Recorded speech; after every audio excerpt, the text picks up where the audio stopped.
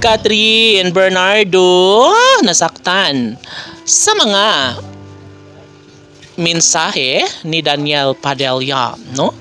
Siyempre, lahat ng pag-ibig na dapat na ilaan, no, sa buhay ni Daniel na dapat nang ipadaman niya kay Catherine Bernardo, lahat ito ay nagbago, lahat ay napariwara ang pangakong sila lamang ang magmamahalan habang buhay. Maaaring maisakatuparan ang pagkakataon sa lahat ng mga pangakong nais na ipagpatuloy ni Catherine at Daniel, no? Of course, maling-mali ang mga desisyon ni Daniel sa kanyang pangarap na makasama, maikasal kay Catherine Bernardo. Siyempre, lahat ay mayroong mga pagbabago. Hindi alam ng taong bayan na mayroon posibilidad na mag-cross pa rin muli ang landas sa pagmamahala ni Catherine at Daniel. Masakit, oo, aminado ang taong bayan.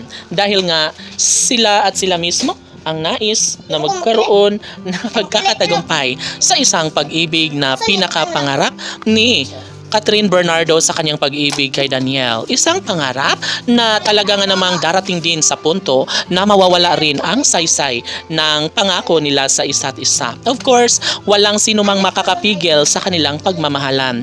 Kung nais na ibahagi ni Catherine ang kanyang kaligayahan, kalayaan sa mga pagsubok na pinagdadaanan sa relasyon ni Daniel. Yes, aminado si Catherine na nagbago na ang kanyang puso ngayon. Nagiging kampante na umano si Catherine at siguro nga ay tama na ang kanyang desisyon na hindi na niya babalikan pang muli si Daniel Padilla dahil nga hindi na niya ito maaasahan.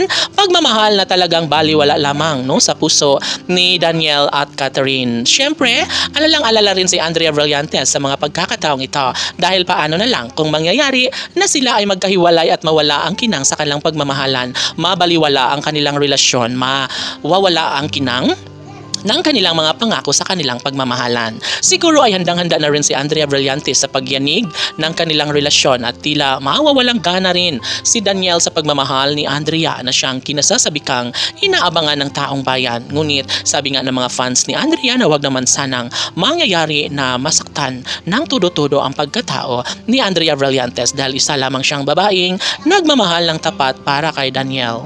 Of course, aminado si Catherine Bernardo na nasasaktan siya noon, ngunit ngayon ay ibibigay na niya ng buong buo kay Andrea Brillantes si Daniel at ito lamang ang nais ng lahat na sana'y magiging happy sana si Andrea sa piling ni Daniel Padilla at sana'y magiging maligaya rin si Catherine Bernardo sa bagong lalaking kanyang makilala na handa siyang ipaglaban, mamahalin hanggang sa pagtanda. Umaasa si Catherine Bernardo na magiging malapit na magkaibigan pa rin umano sila ni Daniel. Laban!